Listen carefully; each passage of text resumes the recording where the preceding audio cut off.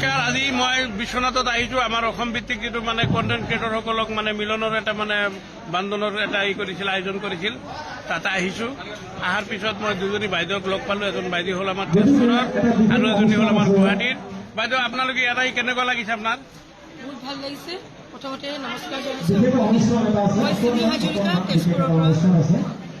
মই এক্টিং কৰোঁ short ফিল্মত, YouTube short ফিল্মত acting কৰোঁ, ভিডিঅ' বনাওঁ। সকলোৱে দাদাক ছাপোৰ্ট কৰিব, পাৰিলে আমাক ছাপোৰ্ট দিব।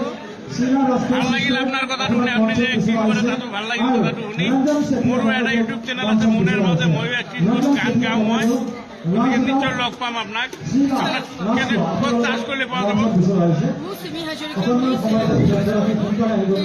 বাইদেউ ক'ৰ পৰা? আপোনাৰ গুৱাহাটীৰ পৰা ইমান কষ্ট কৰি আহিছে আপুনি?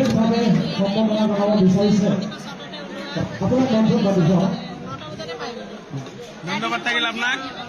আগলৈ লগ পাম। আপোনাৰ পেজটোৰ নাম কি? স্মিতা দেৱীয়ে নিজ হাতেৰে বনোৱা এটা ঠিক আছে বাইদেউ। নিজ হাতেৰে